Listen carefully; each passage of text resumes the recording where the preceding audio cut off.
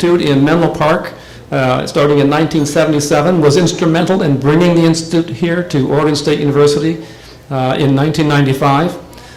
He will talk about the history of Pauling's work in orthomolecular medicine and where the Institute stands today, where that research stands today in aging and cardiovascular health and in prevention of cancer and longevity and other issues.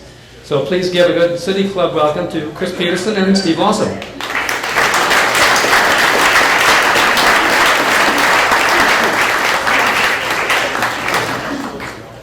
Hello, Science Pub. How's my sound? Am I good? Am I okay now? All right. Sorry about that. So I feel an obligation to tell you all that on this occasion that Linus Pauling was a vodka man. He enjoyed vodka and would have a little nip most nights with his dinner. But as you can see, he was not averse to the occasional beer. On the larger topic of alcohol, we have this text from his book, How to Live Longer and Feel Better. Quote, "You should develop a simple regimen about your supplementary vitamins such that you do not forget to take them. Also, you should develop good habits about moderate exercise, eating healthful foods that appeal to you, avoiding sucrose, not smoking, drinking large amounts of water, and drinking alcoholic liquors only in moderation in such a way as not to be a burden to you, but rather a pleasure, so that you have no trouble in continuing the regimen." So the moral of the story is that it's okay to hoist the occasional glass, but do take your vitamins. So Linus was born in Portland in 1901. He grew up in Portland and in the little town of Condon in northeast Oregon, a little farming town in the wheat country. And his father was a pharmacist, and he toted the family out to Condon in the early 1900s because he thought there might be a market there for his services. The family at that time was him, the father, Herman, and then his wife, Belle, and there are 3 children. Linus was the oldest, and he had 2 younger sisters, Pauline and Lucille. And it was in Condon that Pauling first discovered science. So he would sit in his father's pharmacy, and he would mess around with the chemicals and watch his dad make these potions. And that really intrigued him, so that got him going. From there, he started to collect bugs and rocks, as a lot of budding young scientists do. And so that was the beginning of science for him. He was also a voracious reader as a little kid, and we actually have a letter that Herman Pauling, his father, wrote to the Oregonian when Pauling was 8 years old, so this was in 1909. He sent a letter to the Oregonian. It was titled, "Reading is for a Bright Young Boy." And in it, he asked the editor of the Oregonian for ideas on books for his son to read. And at the end of the letter, he says, "Please don't suggest the Bible or Darwin's Origin of the Species," because he's already read both of those. So he was 8 years old at the time. Well, not long after writing that article, the letter to the editor, Herman Pauling died. He died of an ulcer, and the family was thrown into chaos at that point. So the family had moved back to Portland by now, and essentially their only asset was their home on Hawthorne Boulevard. So Linus's mom boarded that home out to people to try to make ends meet on some level, but she needed help, and so Linus started working at an early age. He did a lot of little kid jobs. He delivered newspapers. He delivered milk from a horse-drawn wagon. For a summer, he worked in a bowling alley setting up pins. As he got a little bit older, he worked as a drill press operator, and all these things instilled in him this extraordinary work ethic that carried with him for the rest of his life. But times were tough as a kid. And so this is a photo here of the family after Herman had died. His interest in science continued, though, through these years, through his high school years. He set up a chemistry laboratory in his mom's basement on Hawthorne Avenue, and his grandparents lived next to an abandoned iron foundry, as you know from the trivia questions now. And he would break into that and steal chemicals from time to time and do his experiments. And the trivia question stole my thunder of my favorite story, though, him canoeing down the Willamette River, and he and a buddy with their wheelbarrow and stealing a 200-pound furnace, actually, that they rode back up the river and wheelbarrowed up Hawthorne Boulevard to put in his basement laboratory. And I can only imagine the smells that came out of it. But so here's Linus and his mom and his 2 sisters, and this is Pauline here, Pauling in the front. And she's interesting. She lived to be 101 years old, and she got married 4 times. And her 4th husband was a guy named Paul Emmett, who was one of Linus Pauling's few close friends. And Paul Emmett was a fellow Portland boy, a fellow OAC grad, a fellow Caltech grad, and went on to become one of the great chemists of the 20th century, perhaps the greatest catalysis chemist of the 20th century. So that's an interesting little sidebar. Well, Pauling went to college in 1917 when he was 16 years old. He never graduated from high school. He had 2 history classes he had to take to graduate. He thought he'd just take them both at the same time his last term in high school, but the principal wouldn't let him do it. And so he said, well, I don't really care about graduating from high school. He didn't need to, didn't have to have a high school diploma to go to OAC at the time. So he just went to college anyway. And OAC was a transformative experience for him. So when he went to college, he was a shy kid, didn't have many friends, was very basically nerdy, really interested in science. His dad had died young, and he had to work a lot when he was a kid too. So wasn't very socially adept, but that changed. There's a couple of interesting details in this photo here. First of all, you'll notice that Linus is wearing an ROTC uniform, and that was something that was compulsory back then at Oregon Agricultural College. All boys had to do that. OAC was known as the West Point of the West because of the strong tradition of military service here in Corvallis. And Pauling was part of that. So we have photos of him posing with a bayonet and photos of him training at the Presidio and whatnot. And that stuck with him throughout his undergraduate years. But more importantly, he's posing here with some of his fraternity brothers. And that was very important for Pauling. He was one of the founding members of Delta Upsilon here in Corvallis. And that experience of being with these people and really opened him up socially a lot and helped instill in him the confidence that became a big part of his personality in the later years. And he also, when he was in college, realized pretty quickly that he was a lot smarter than most of his colleagues and certainly more intellectually curious, and that helped a lot too in building his confidence. This is a photo of Pauling and a friend in the lower campus area, and these are very iconic trees. I've included this photo because one of the great joys of my job is looking at photos of campus from long ago and seeing how different it was then as compared to now. Those trees are a lot bigger now in the lower campus area, the path that goes through towards the very front entrance of campus. And here he is trying to run track. So Pauling was not very athletic. Back then you had to take PE, and one way you could get out of taking PE was to be on one of the sports teams.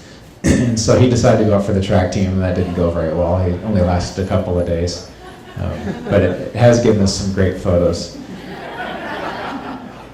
And it also gives me an excuse to show this video clip, which is one of my favorite things from the collection. If you go ahead and hit that for me. So this is Linus Pauling baseball. So here he's swinging at the high strike. And there he's at second base. Now, watch what he does with this poor kid playing third. He's coming in hot. Takes him out.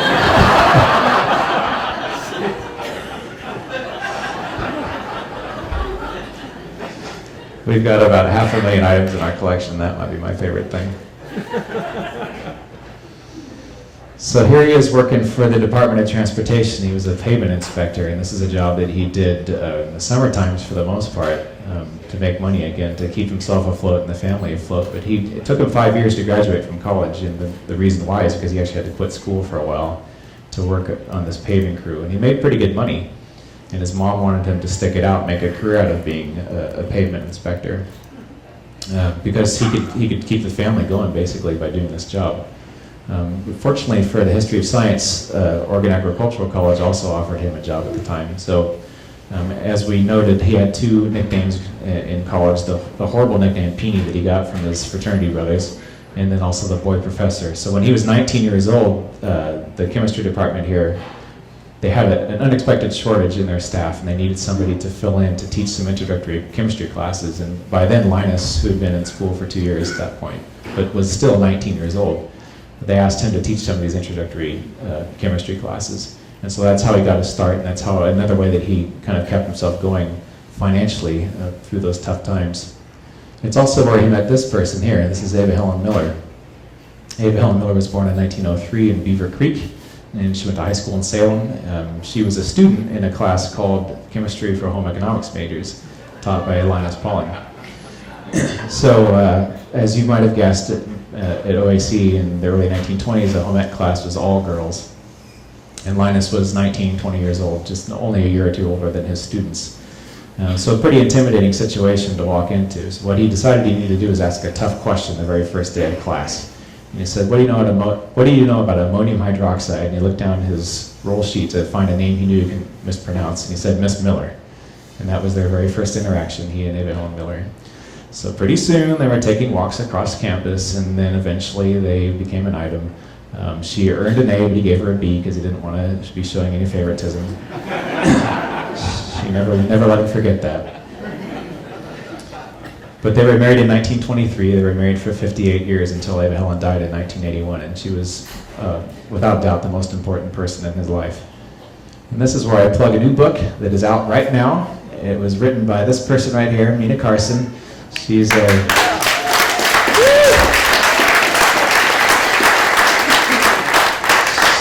She's a historian here at OSU, and this is out from OSU Press. It's the first biography of Eva Helen, and it's a fundamental contribution to Pauling studies that have been long in the coming. And Eva Helen was a really interesting person, and she was Pauling's best friend, and no question about it. Pauling didn't have many friends. He didn't open up to people. He was a pretty formal guy, but he definitely opened up to Eva Helen, and we have the letters to prove it, opening up on a very intimate level. You have to read the book for more on that. But she also essentially single-handedly raised their 4 kids. And once the kids were out of the house, she really expanded her own interest in peace and activism. And she was also the person who got Linus involved in the peace movement too. We'll talk about that in a second. But this is highly recommended. And she's a complicated, interesting person. And Mina is a very elegant writer and is a thoughtful researcher as well. And talks about a lot of stuff that hasn't been written about anywhere else. So I would encourage you to check it out from the OSU Press. All right, let's talk a little bit of science. So Pauling goes to Caltech in 1923 when he graduates, 1922 when he graduates from Oregon Agricultural College, and that's where he stays for 42 years. So he gets his PhD there, and he stays in the faculty there. Early on in his career, he essentially was following up on his childhood interest in rocks. So what he was doing is he was discerning the structure of rocks using these right here, these X-ray crystallographic pictures. And that was the technique that was used at the time to decipher the structure of various substances. So he's good at this. He was good at figuring out, what the molecular structure of things were. In 1926, he received a fellowship to travel to Europe, a Guggenheim Fellowship. And when he was there, the fellowship was essentially meant for him to go study quantum mechanics, more or less as it was being invented. So he spent about 18 months in Europe learning quantum mechanics, and he came back to the United States afterward and started writing, starting applying quantum mechanics to the study of chemistry and doing really revolutionary things. So he put together a series of papers that was published as a book in 1939 titled The Nature of the Chemical Bond. It was an instant classic of science, and essentially what it does is it describes the modern conception of how atoms form into molecules. So obviously very important. The second edition came out 1 year later in 1940, and it's a classic of the literature. And he received the Nobel Chemistry Prize for that work in 1954, so obviously a major accomplishment, but interesting also because this was the very first time that the Nobel Committee had given a prize for a body of work rather than one single discovery, and Pauling was very proud of that. He wasn't very sure he was going to get a Nobel Prize because he understood the precedent was for a single discovery, but this was for a body of work that was recognized. Well, backtracking to the 1930s, of course, a period of time that was defined by tough economic times, and Caltech was not immune to that, so there was not a lot of grant money out there, and Pauling needed to go seek it out. And one of the few places that was offering money was the Rockefeller Foundation, but they weren't interested in Pauling's rocks. They were interested in what they called the science of life. And so they said, Linus, we'll give you some money, but you got to change your focus to biological topics. And so he said, okay. And he did just that. So he utilized some of these same techniques that he had developed for studying rocks, but he used them on biological, much more complex, larger biological structures. And there's a couple of representations of that work here, and I'll talk about a couple others that aren't represented. But on your left, my right, is Pauling with the alpha helix. And the alpha helix is a fundamental fundamental component of protein structures that Pauling figured out one day when he was sick in bed. He had gotten tired of reading detective stories, and so he got out a piece of paper and a pen and started folding the paper around and drawing bond angles on it, and eventually he had the alpha helix. And so that was a pretty major discovery and something that was a good way to pass the time, I suppose, when you're sick.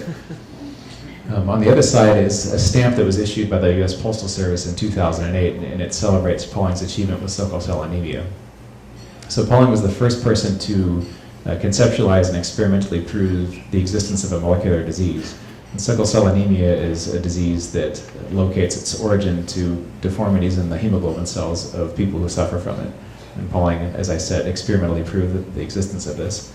For other folks, this was probably Nobel level work, but for whatever reason, Pauling didn't receive a Nobel Prize for that.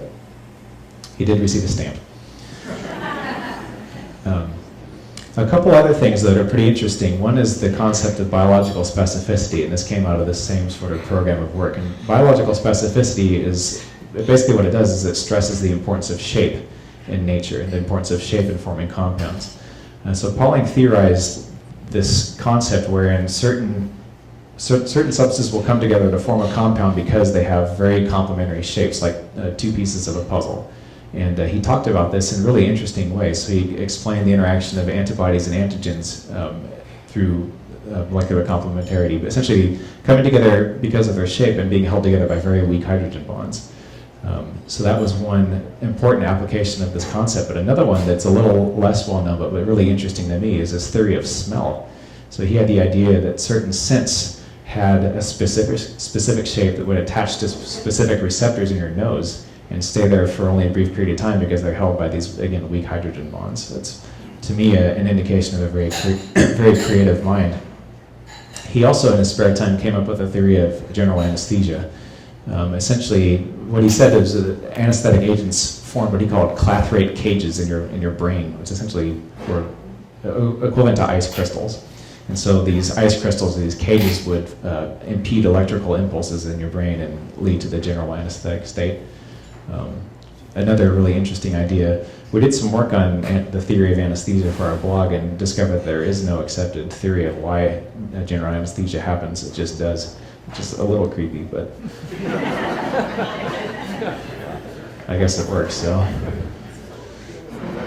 So not everything he touched turned to gold, and the DNA story is his most famous failure.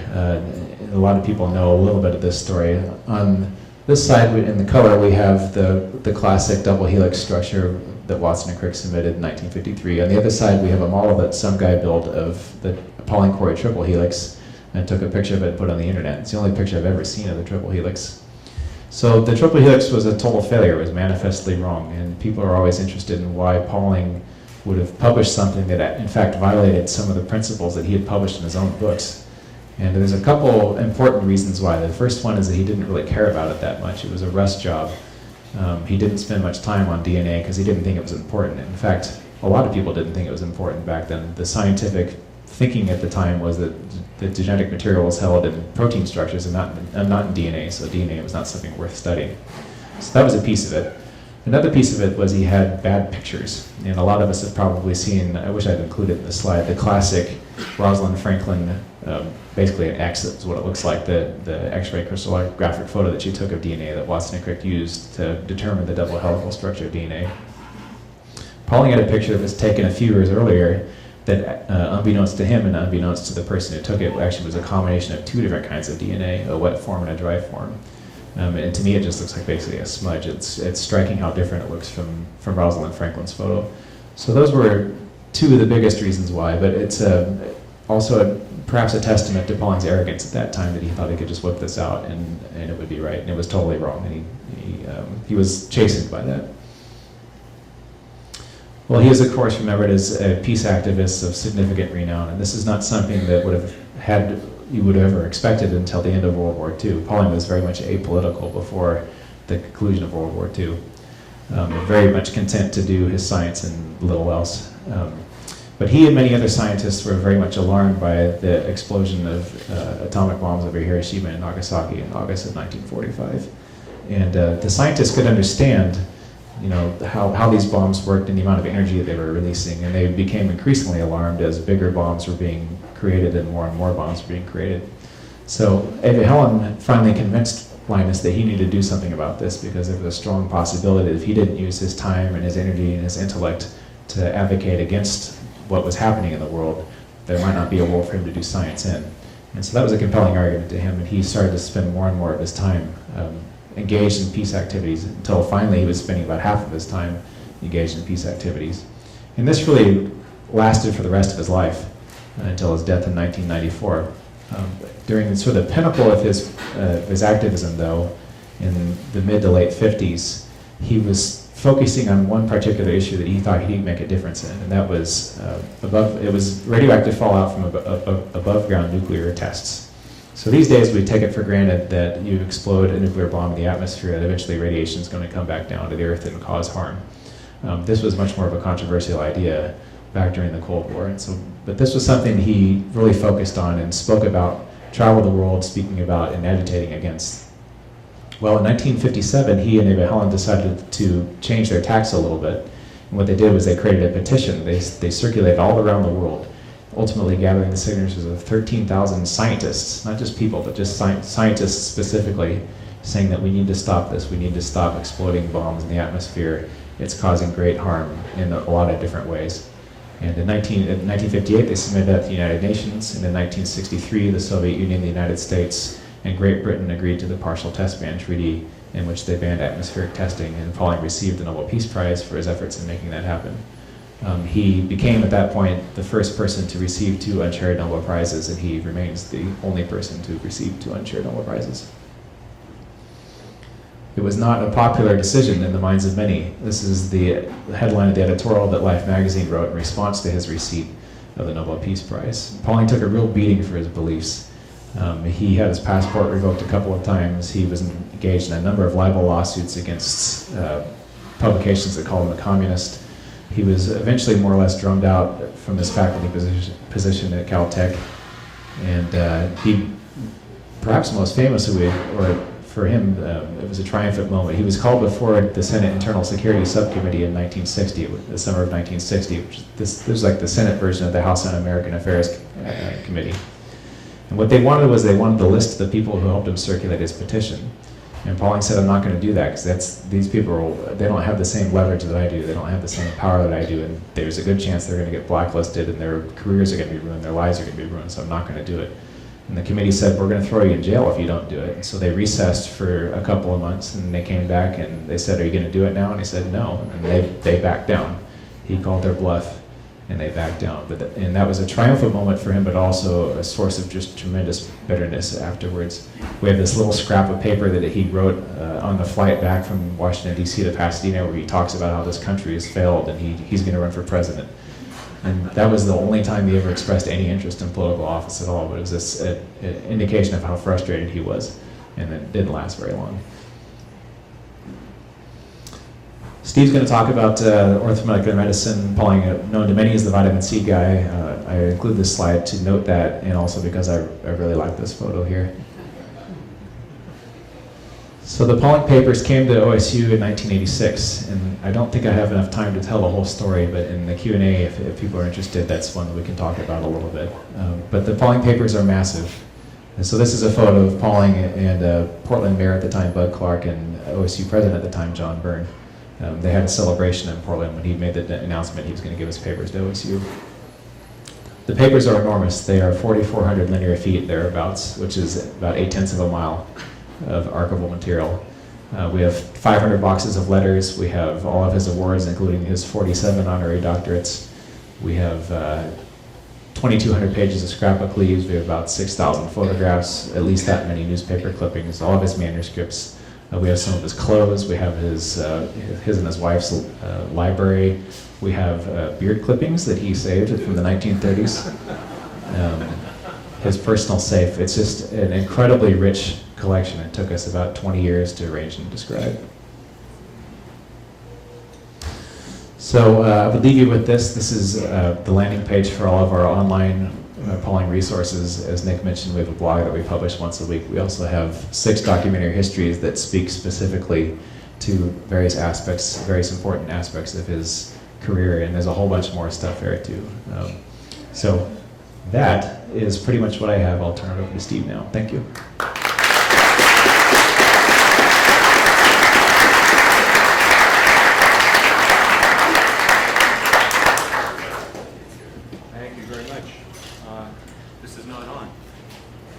Is it on now? Can you hear me? Yeah. Great. So Chris gave a really great comprehensive overview of Linus Pauling's life. What I'd like to do is focus on some elements in Linus Pauling's experience that led to his concept, orthomolecular medicine. And just to read this, orthomolecular medicine, as he defined it, is the preservation of good health, treatment of disease by varying the concentrations in the human body of substances that are normally present in the body and are required for health. In other words, the right molecules in the right amounts at the right time. So you can see that he's thinking primarily about vitamins and essential micronutrients here. Now I have a few slides that are duplicative of Chris's efforts, but it's hard not to have some intersection between Pauling's biography and some of his work in orthomolecular medicine. This you've seen, Pauling is a 5-year-old in Oregon. This is a photograph of his father's pharmacy in Condon, Oregon, and his father would make up, as Chris mentioned, a lot of medicinal products in the back room, and young Linus was absolutely enthralled by watching his father concoct these salves, ointments, and pills. And of course, this was before the founding of the FDA, so pharmacists were allowed to make their own idiosyncratic therapeutic materials. And he had a couple of very interesting products. One was called Pauling's Pink Pills for Pain. I'd be very interested in finding out what that consisted of. And another one was called Pauling's Barbed Wire Cure. And I don't know whether the cure involved barbed wire or was in response to a barbed wire injury. You've seen this photo before. In 1926, after Pauling had earned a PhD in chemistry and mathematical physics, he and his wife went to Europe to study at the Institute for Theoretical Physics, and also Pauling learned a lot about quantum mechanics, which allowed him to make enormous discoveries in structural chemistry, which I'm not going to talk about tonight. But while he was there in 1926, his mother, Belle Pauling, died in the Hospital for the Insane in Salem, Oregon. And she had been suffering from pernicious anemia, vitamin B12 deficiency disease, which is also responsible for a syndrome called megaloblastic madness. So associated with the physical manifestations of pernicious anemia are a whole slew of psychological manifestations, including delusions, paranoia, psychosis. And unfortunately, Belle Pauling suffered from this whole panoply of mental manifestations. That same year, in 1926, Minot and Murphy discovered that by feeding raw liver to dogs, you could cure them of pernicious anemia. But of course, that was too late for Belle Pauling to benefit from this discovery. They went on to win the Nobel Prize in 1934 for this discovery. And as Chris mentioned, or actually it was part of the quiz, Murphy was also from Condon, Oregon. So I think Condon, Oregon probably lays claim to the most Nobel Prizes per capita of any town in the world. There's 3 Nobel Prizes for a very small town in northern Oregon. It's the water. It's the water. In 1941, Linus Pauling was diagnosed with Bright's disease, or glomerular nephritis, which at the time was an often fatal kidney disease. This is a very uncharacteristic photograph of Linus Pauling. He doesn't look very happy here. He was typically very ebullient, very flamboyant, very happy person. And after being diagnosed in New York City with this disease, he and his wife and his family became very concerned about his prognosis. And he asked some physicians for advice, and they said, well, there are a couple of options. You can go to the Mayo Clinic in Rochester, Minnesota, where they will apply standard therapy, which at that time included giving lots of polysaccharides. Not a very effective therapy, and you'll probably die. Or you can go to San Francisco to be treated by a leading innovative nephrologist by the name of Thomas Addis. And Thomas Addis at that time was closely affiliated with Stanford Medical School, which was located in San Francisco. And Addis decided that the way to cure the kidneys in glomerular nephritis was to give them rest. So he prescribed for Pauling a diet that consisted of very low salt, low protein, plenty of water, and supplementary vitamins. And Linus Pauling followed this diet for 14 years and completely recovered from an often fatal kidney disease. And I believe most of his family followed this diet as well. So this was his first direct experience of the value of nutritional therapy. As Chris mentioned, in 1949, he'd recovered well enough to discover the cause of sickle cell anemia, which was the first disease to be characterized as a molecular disease. You can see in this drawing of red blood cells taken from patients with sickle cell anemia. Here's a normal red corpuscle. Here's a sickled red blood cell. And Pauling was the one who discovered with his colleagues that in deoxygenated blood, hemoglobin molecule inside these red blood cells becomes very sticky. And when it becomes very sticky, it starts to stick to its neighbors. And these long rods of hemoglobin are formed, which distort the shape of the red blood cell, which greatly interferes with its ability to move through the microcirculation and causes all the symptoms of sickle cell anemia, which is also often a very fatal disease. In 2008, he was honored with a stamp, which you've seen before. Unfortunately, it was not a forever stamp, so it became obsolete quite rapidly. At the Institute, we got lots of questions about what do these things represent. People thought they were chocolate donuts, and we couldn't understand why this porpoise was headed for Linus Pauling's ear. All good questions. Unfortunately, the explanation, they've identified Linus Pauling as a chemist, which is entirely appropriate, and then chose to display his discovery of the cause of sickle cell anemia instead of a chemical bond, which is a little odd.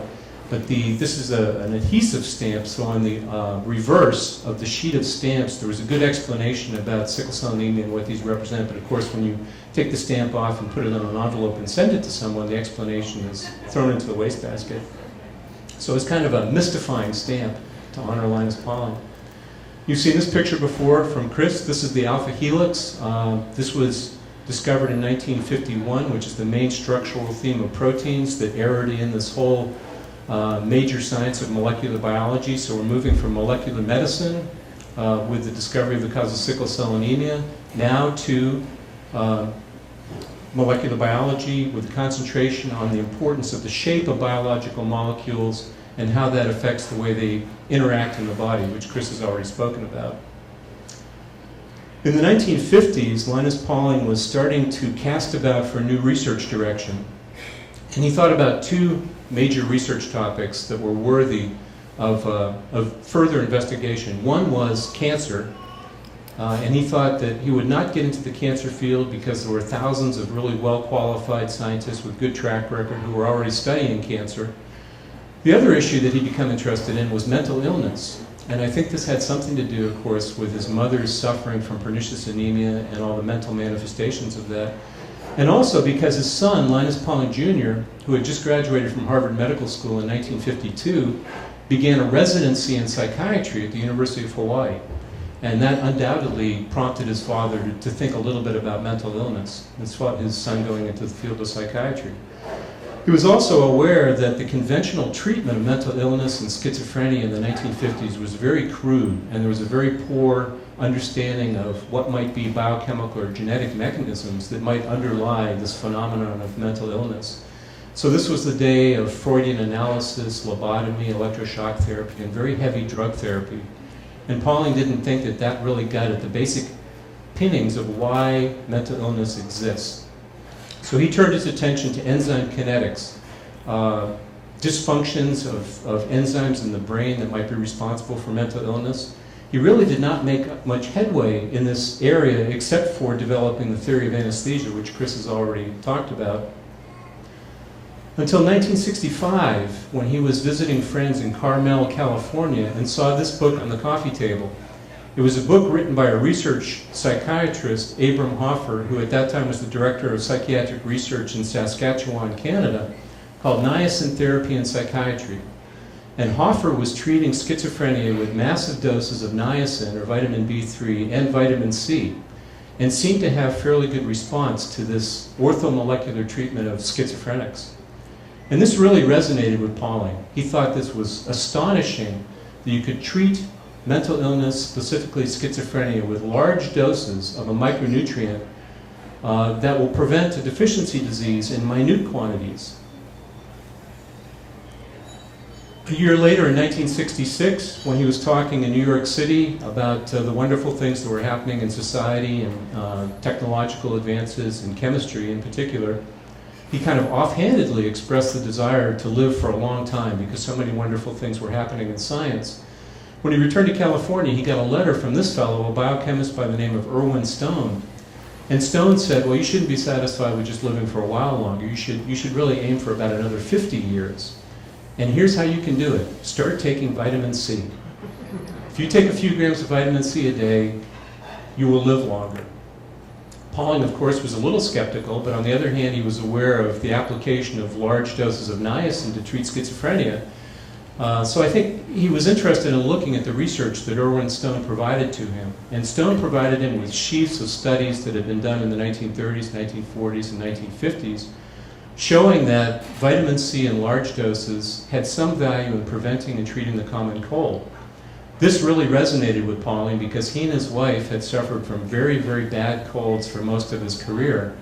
As a matter of fact, Chris mentioned that he had discovered the structure of the alpha helix when he was laid up in bed sick. Well, he was laid up in bed sick with a very bad cold. So I think we can be thankful that he didn't learn about vitamin C for many years after that. He may never have come up with that insight. So Stone had a theory of hypoascorbemia, which basically refers to the fact that people and our closest biological relatives, some of the higher primates, are not capable of synthesizing vitamin C. Most animals in the animal kingdom can synthesize vitamin C, but people cannot. So Pauling believed that this too was another molecular disease that was remediated by a proper diet. He began to think more deeply about the relationship between micronutrients and mental and physical health, excuse me, published this paper in Science in 1968 called Orthomolecular Psychiatry, which introduced this concept of orthomolecular medicine. He was a professor at the University of California at San Diego at the time, and shortly moved to Stanford University, where he was a professor from 1969 to 1973. When he started to talk publicly about the potential value of vitamin C in treating infectious illness and preventing common cold, he was castigated by people in the medical community and the nutritional community. In particular, there was one physician who was at Mount Sinai in New York City who was a very strong detractor and cautioned him about throwing his lot in with what he called the vitamin hucksters. So Pauling decided that he really needed to respond to this criticism. So he wrote this book called Vitamin C and the Common Cold. This is actually the second edition, Vitamin C, the Common Cold, and the Flu, which was, the first book was written in 1970. I believe this one was written in 1976. And in this book, he marshaled all the clinical evidence, which was fairly meager at the time. I think there were 4 reasonably well-controlled clinical trials showing that large doses of vitamin C had value in preventing and treating the common cold. But nevertheless, it was fairly persuasive clinical evidence. This won the Scientific Book of the Year award in that year. Pauling was having a very hard time securing money to carry out research in what he called orthomolecular medicine because this was such a paradigm shift. Back in the 1960s, the vitamins had been discovered. Deficiency diseases were not a problem, public health problem in the United States. Everyone knew that a very small amount of these micronutrients could prevent or treat the associated deficiency diseases. But Pauling was approaching this from a different perspective. He wasn't satisfied with merely preventing the associated deficiency diseases. He was really interested in finding out if these micronutrients had application in preventing and treating other diseases like cancer, heart disease, infectious diseases that didn't have any role with a specific deficiency situation. Stanford had no space. When he requested more laboratory space, they really didn't have any space to give to him. They had no money to give to him. So he decided to retire from Stanford and set up the Linus Pauling Institute of Science and Medicine, which he did originally in Menlo Park, California in 1973. 1981, it moved to Palo Alto, California. And this is a picture taken in the 1980s with Linus Pauling and the staff outside of the laboratory facility at 440 Page Mill Road. In 1971, while he was still at Stanford, and a few years before he founded the Linus Pauling Institute of Science and Medicine, he began a very long and close collaboration with Dr. Ewing Cameron, which lasted for about 20 years until Cameron's death in 1991. Cameron was chief of surgery at the Vale of Leven Hospital in Loch Lomond, Scotland, had heard about Pauling's work with vitamin C, and believed that vitamin C might have value in treating cancer patients.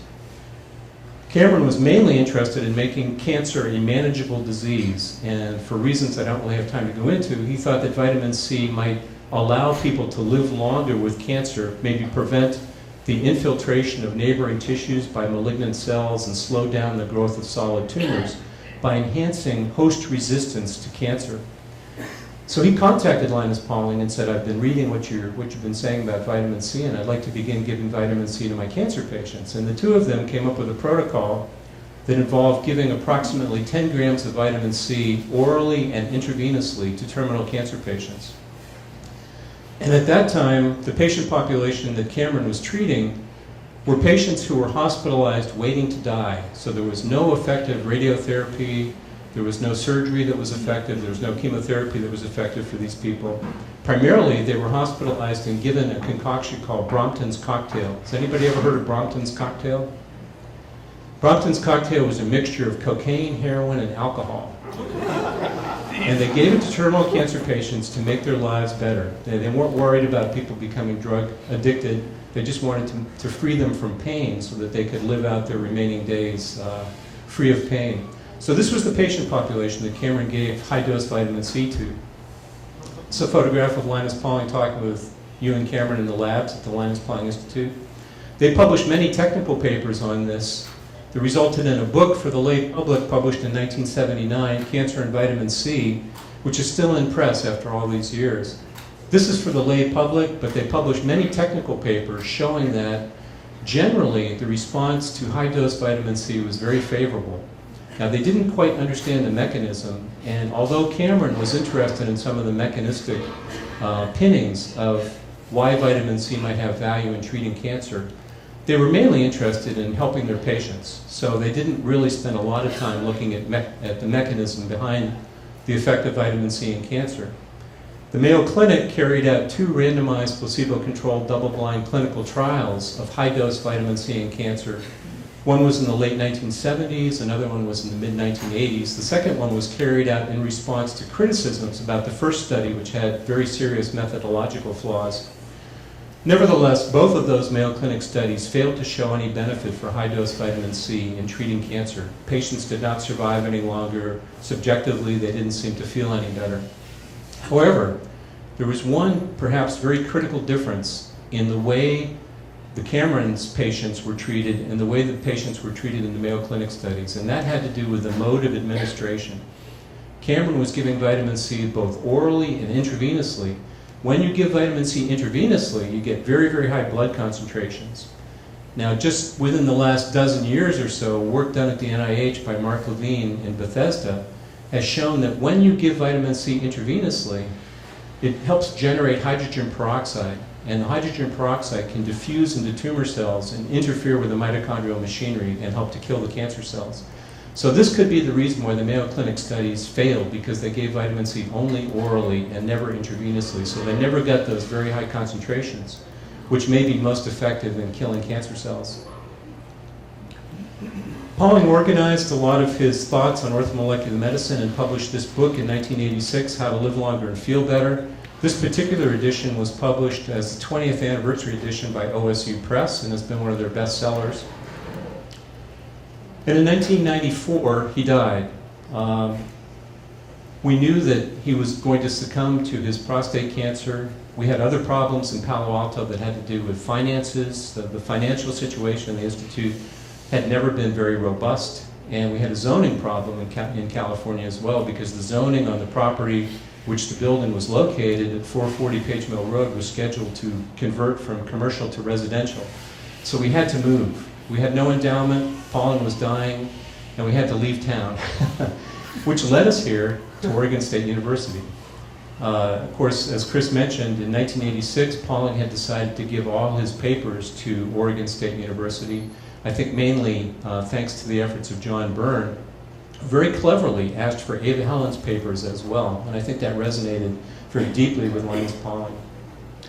So 2 years after Linus Pauling's death, we moved to Oregon State University and got established as the Linus Pauling Institute, with the mission to determine the role of diet, micronutrients, vitamins and essential minerals, and phytochemicals, which are chemicals from plants that may influence health, in extending healthy lifespan, which is called health span, and preventing or treating age-associated diseases, including cancer, cardiovascular, metabolic, neurodegenerative diseases, and specifically to examine the role of oxidative stress and inflammation in human health and disease, and the protective effects of dietary antioxidant and anti-inflammatory factors, in order to help people everywhere achieve healthy and productive life full of vitality. Inflammation and oxidative stress seem to be associated with a lot of age-related diseases, which is why we have focused on these. This concept of health span, have you heard of health span before, generally? So as a species, we have a lifespan, and let's just say for the sake of argument, our lifespan is 100 years. So we won't live past 100 years old. Health span refers to that fraction of your lifespan in which you're free from chronic and acute disease. So what we'd like to do would be to compress morbidity and extend health span to almost coincide with lifespan so that people can feel free of disease and have really good health and vitality right up until we die from old age. This is a photograph of our building, which was built in the 2 years from 2009 to 2011. We moved in the fall of 2011. $62.5 million building, 105,000 square feet that houses chemistry, the first 2 floors, and the Linus Pauling Institute in the top 2 floors. The first floor, organized by chemistry, is mainly devoted to undergraduate research, so there are a number of chemistry teaching laboratories there as well as an auditorium. And 2 service installations, electron microscopy facility and a nuclear magnetic resonance lab. This is a photograph of some of the beautiful artwork that we have in the building.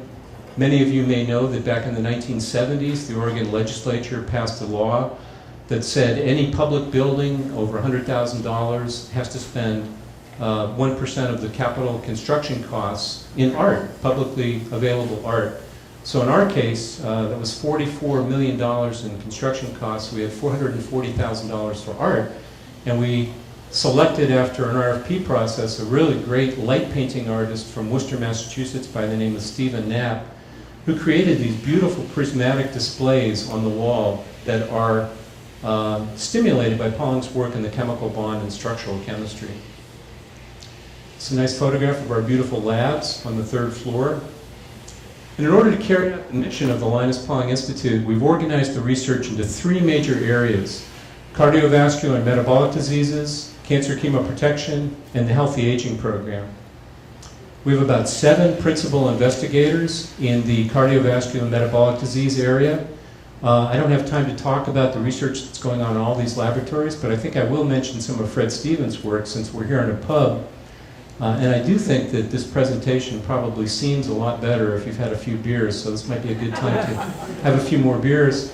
Fred Stevens is very interested in reactions between vitamin C and oxidized lipids that helps remove those oxidized lipids from the body before they can attack important biological molecules like cell membranes, DNA, and proteins. But pertinent to tonight's presentation, he also is very interested in xanthahumol, which is a phytochemical from hops, a flavonoid from hops that are used in the manufacture of beer. And he's found that xanthahumol has anti-inflammatory and cancer chemoprotective properties, and he's now investigating the role of xanthahumol in glucose metabolism that might be relevant to metabolic disease and diabetes. In our healthy aging program, we have 5 principal investigators, quite a wide array of research here. I'll just mention a few things. Vitamin D and immune function by Fritz Gombart. Dr. Gombart has been here at the Science Pub before. His work focuses on a seldom known function of vitamin D. We know that vitamin D is responsible for good skeletal development, prevents rickets, that's why it's called a vitamin, even though it's a hormone. But Dr. Gombart and his group and others discovered that vitamin D also regulates the synthesis of an antimicrobial peptide in the body that attacks viruses and bacteria. In association with physicians at Cedars-Sinai in Los Angeles, where he was before he came to the Linus Pauling Institute, they looked at dialysis patients. Dialysis patients typically are prone to infection because they're catheterized quite often. And they wanted to find out if levels of cathelicidin, this antimicrobial peptide that's regulated by vitamin D, were high or low in those catheterized dialysis patients who got infections, because infections are very common among catheterized patients, and in the case of kidney dialysis patients, they can often succumb to these infections and die. Well, by looking at cathelicidin in the blood, they found that those people who had the most protection against the development of infections had the highest levels of cathelicidin. And then recently, in a healthy population, they found that there was some correlation between cathelicidin levels in the blood, and vitamin D status up to about 32 nanograms per milliliter, which is one of the recommendations. I want to mention Joe Beckman's work as well. He's an expert in ALS, or Lou Gehrig's disease, which is a terrible disease that's caused by the death of motor neurons. And you may have seen some reference to one of his recent discoveries in the newspaper. Joe and some of his collaborators discovered that peroxynitrite, which is a very strong oxidizing agent that's formed in the body from reactions between superoxide and nitric oxide, can actually attack tyrosine, which is an amino acid, and cause damages to tyrosine in heat shock protein 90. Now, heat shock protein 90 is a pretty obscure protein, but it carries out, it's got a pro-survival function in the body. So this is a very good protein. It actually works as a chaperone to protect the functions of about 200 proteins. But when this tyrosine molecule in heat shock protein 90 is attacked by peroxynitrite and damaged, it turns the heat shock 90 protein from a pro-survival protein to a deadly protein that can then attack motor neurons and may be responsible for some of the problems associated with ALS and Lou Gehrig's disease. In our cancer chemoprotection program, we also have 5 investigators who are carrying out a wide array of research, including genetic and epigenetic mechanisms in cancer prevention and therapy. Dr. Dashwood is very interested, well, he was very interested in the effect of tea in preventing cancer that can be induced by cooked meat mutagens. Anybody hear of cooked meat mutagens? So cooked meat mutagens are heterocyclic amines that are formed in proteinaceous food that's cooked at very high temperatures. So when you have a steak and you grill it in the summer out in your backyard, you get that nice charred portion of the steak. It's actually full of these heterocyclic amines.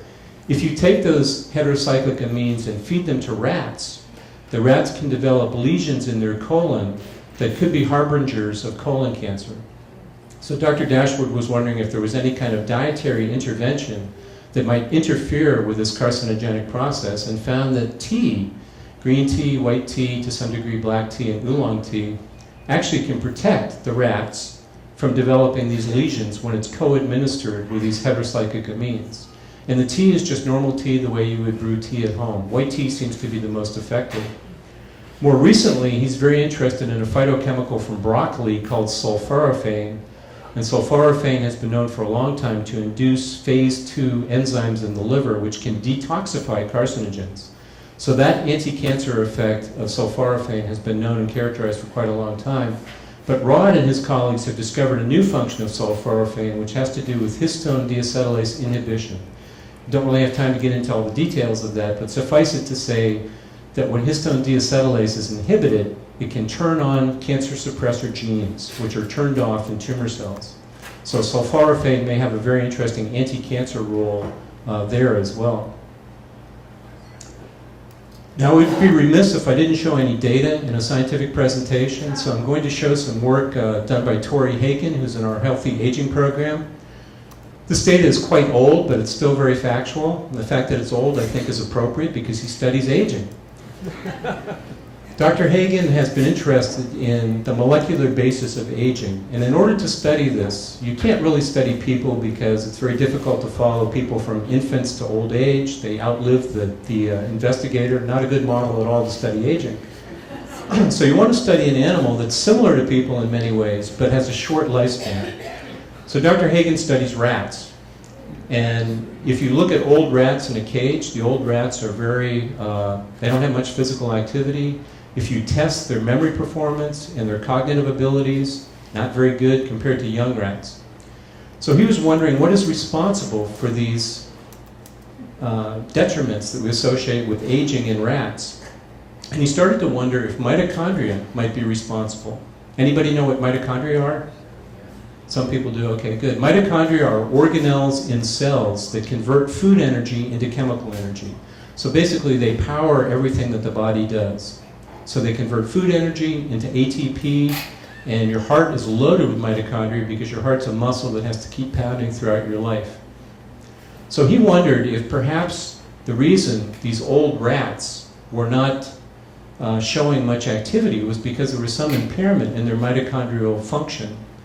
And to do that, to investigate that, he decided to take liver cells from young rats and old rats and to look at their mitochondrial performance. So this is a complicated assay, and I won't get into any details here, but he wanted to find out if there were differences in mitochondrial function in the liver cells of old rats and young rats. And you can see here from this graph that there does seem to be a difference. The mitochondrial membrane potential in old rats is not as good as it is in young rats. So then you can ask the question, well, what might be responsible for this?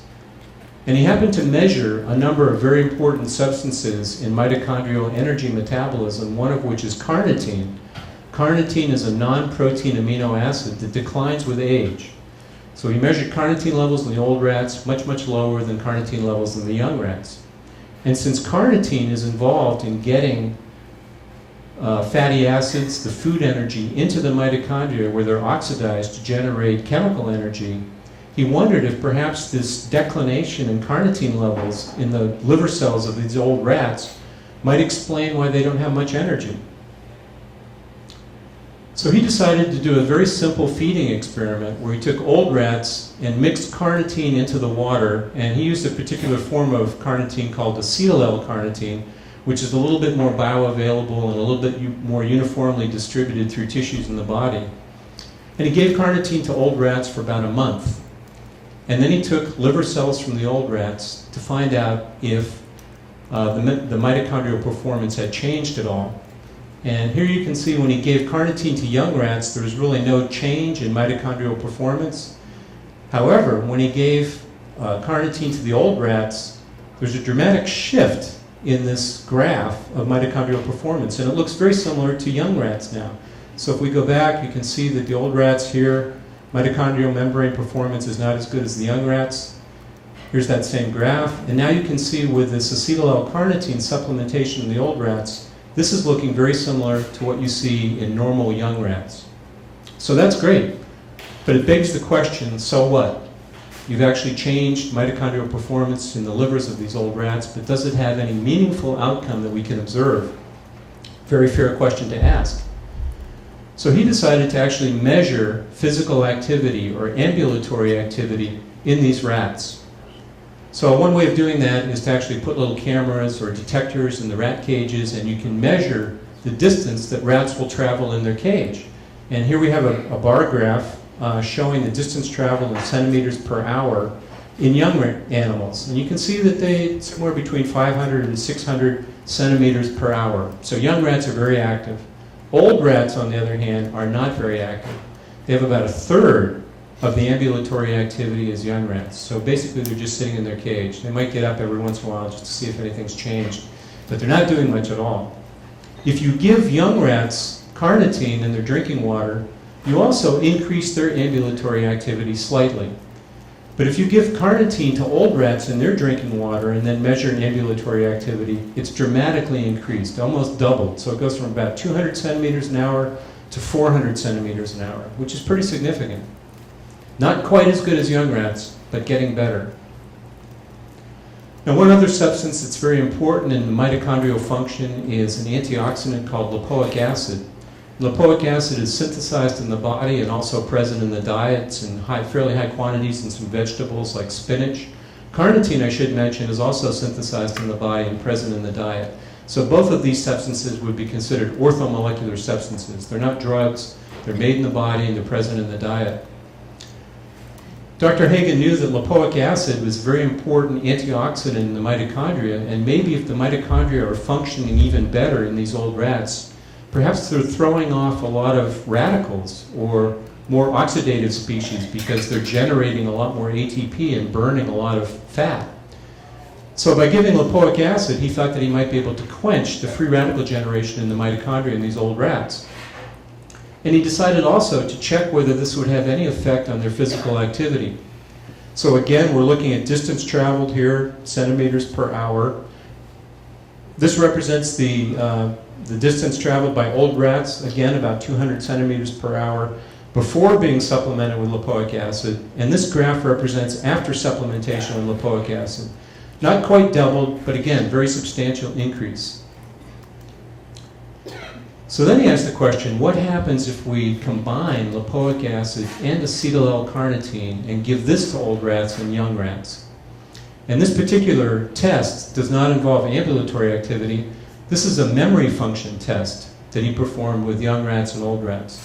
It's a little complicated, but just to give you an idea of what's involved, you can take a pool filled with water, very similar to a kid's pool that you might have out in your backyard. You can fill it with water, and you can put a platform in the water.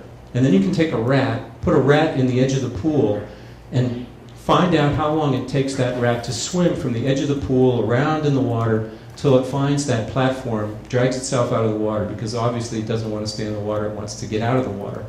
So you can measure the amount of time it takes for the rat to do that. Then you can wait a day or a week, and you can put the rat into the pool again, and you can find out whether the rat remembers where that platform is, and measure the amount of time it takes for the rat to find the platform the second time. So this is kind of a complicated graph, but I'm just going to talk about a couple of these. This is the amount of time it takes a young rat, without any kind of supplementation, to find this platform in the pool. Excuse me, let's look at this one. This is the visible platform. It's about 7 or 8 seconds. So they can find this very quickly after they've once learned where the platform is. Old rats, on the other hand, have a very tough time remembering where that platform is. So they swim around for quite a long time. It takes them about 35 seconds after repeated tries to find that same platform. So now Dr. Hagen wondered if it would be possible to improve memory performance in the old rats by giving them a combination of acetyl L-carnitine and lipoic acid. And that's represented by this last graph right here. So you can see that old rats who are given this combination of acetyl L-carnitine and lipoic acid and then subjected to this water maze test can actually find the platform very quickly. So instead of taking 35 seconds in repeated tries, they're now down to 15 seconds to find that platform. Not quite as good as young rats, but a lot better than unsupplemented old rats. So this is the kind of work that Dr. Hagen is doing in our healthy aging program.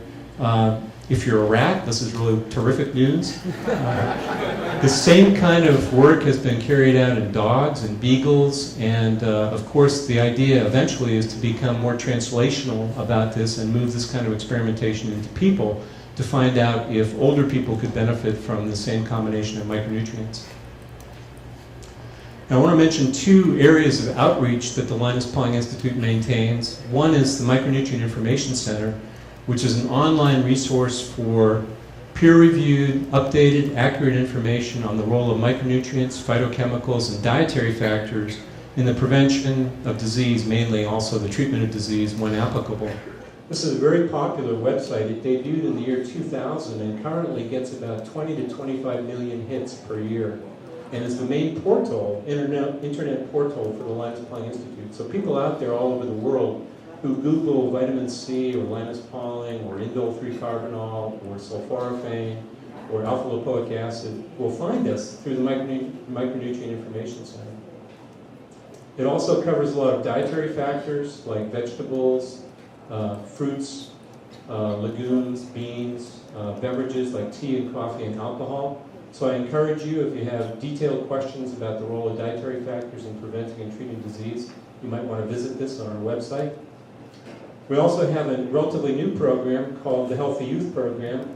This is a local program. It's an outreach program that's carried out by Simone Fry, and she's very interested in finding out if we can help children at a very formative developmental stage in grade school develop very healthy habits that will allow them to stave off some of the age-related diseases that some of us might otherwise encounter. So this particular program is an educational program that allows kids to grow vegetables in school gardens here in Corvallis. It involves menu planning, cooking in the garden as well, so that people can see how fresh vegetables that aren't stored for a long time and transported thousands of miles can taste, and also some unusual heritage varieties of vegetables are grown as well. They've also developed some DVDs which can allow teachers to get kids active in the classroom without going to the gymnasium or changing special clothes or anything. So the whole goal of this program is to encourage exercise and good dietary habits among children. And then I think I'll finish with this photograph that Chris already showed you of Linus Pauling juggling an orange. which of course contains his favorite molecule, vitamin C. So thank you very much.